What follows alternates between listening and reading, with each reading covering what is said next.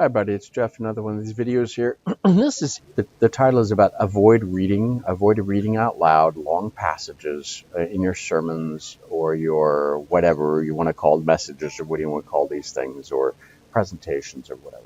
Um, I have attended I don't know how many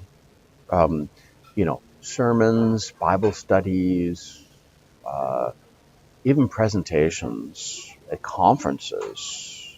Um, with where the people are trying to show something and prove something in a Bible, a method or something, and the first thing they'll do is read this long passage of like 10, 15, 20 verses. Okay, this is humanly impossible to memorize. Okay, or remember humanly, and then they'll say at the end, what did you get out of it? It's like I'm sitting there laughing inside my head because I know no one else is like even willing to say, I don't know, I got to read this like 3 more times and 10 more times to get it. um, and I actually am pretty vocal about it and saying, well, that was too long. to, the normal human can't read. You gotta repeat a thing about 13 times. That the 17th times is the rule of thumb to be able to memorize anything. So you want to have input about it afterwards after you've read this huge long test with that contains 2,500 words. There's no way that anyone's going to be able to remember what it is. Maybe they heard a word repeated a couple times and hey, that was the word. Um, but getting input back, just folks, this is the wrong way to do it. Okay, it's just the total wrong way to do this. I'm telling you about if you're looking for doing a Bible study or a text passage or getting input from anybody. Just avoid it. Avoid this approach because you're not going to get feedback from anybody except for people that already know the passage, that have already read it a lot. You might get it from somebody like me that's like already, that's quite familiar with enough of the Bible text, text to be able to do it and to be able to make some comments. And I'll be like, when I'm serious here. It just makes me laugh so much because I've seen this so many times. I mean, going back 30, 40 years, and not always. Actually, I founded the people 30, 40 years ago, and they did it. Some people do it better here, but it's just amazing how many people just do this all the time. Um, so, and I mean, sometimes I'll do is I'll just pull up, my Bible something over, and if I'm in French too, it's kind of harder because I could have the English and French, bam, bam, bam, and it's not that I can't read the French; it's that um, I can actually do the analysis faster in English of certain things. Um, and usually my English Bibles are, the display and the formatting of them are actually better to be able to do this than the French Bible ones, which I've got the basic ones. This is like pure text, prose, just paragraphs. I don't have a study Bible actually in French, a pure study Bible. I have the English ones. And I've also got, I think about it too. I do have like the Bible Online stuff for all the different versions. So, I mean, you can do this faster, but usually when you're doing, someone's doing some Bible study or something, I got to pull up my computer and do this, like freak people out. I'm doing it, and all sort of thing on, pull it up and do it. And if I had to do that, like people would freak out. It's like, what are you doing? Well, I'm analyzing here because we got to read this text fast. So, but usually what I'll do is I'll just, pull it up and just pull it myself and kind of look for keywords throughout the thing.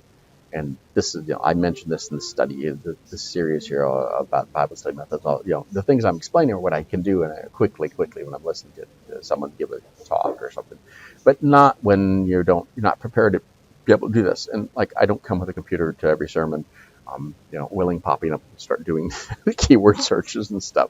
You just can't do this. You get yourself kicked out of church.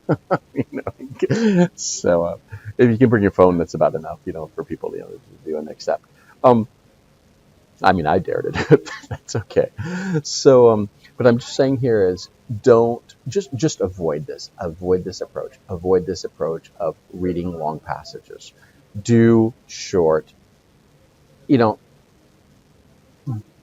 Just don't read the whole text, okay? Because people aren't going to get it. And they're not going to tell you they're not getting it, to be honest. They're just not going to tell you.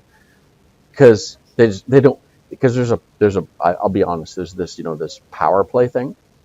They don't want to put themselves in a bad position to be criticizing the pastor who's actually done something that they don't understand. That's what it is. And I've been in that kind of position, having done 2 degrees in theology. I've already had the degree in theology, but I was not in a position to be able to, say things. So, and um, and sometimes I didn't feel like it would be accepted either. So, and some, the people were friends, and I just don't want to say, well, your method isn't working here. I didn't feel like I could be transparent and honest enough to say, hey, your method just doesn't work. Just had to let them discover that too. Um, in certain contexts, it's just, but and what I did at those points in time, and even back in those points in time when that was, is I would give, I would do my own, sermons, and I'd use my own method, and we just kind of see who grasped it faster, how people grasp it and stuff. And so, and I'll say that I've simplified my manner of doing things and made it a lot more simple and a lot more things over the years. And I'd say that my more recent sermons, probably in the last 5 years, about 6 years ago, are way, way better than they were 20, 30 years ago. Just so much better. They're 15 minutes, bam, done, simple, easy to understand, any public, anything, okay? So there's kind of the thing. So say that. So just avoid this reading passage thing, because look up the rule of thumb of 17, memorizing 17 times. Sometimes you hear it's 13 times, sometimes you hear it's 17. I've heard there's actually a law that you need to listen to something like 17 times to be able to memorize it, which comes into play with this, because you just can't remember things. And when you're getting saturated and bombarded by text, listening text or read text, even read text, most people can't analyze that fast unless they've been trained to analyze that fast, or have practiced in analyzing that fast.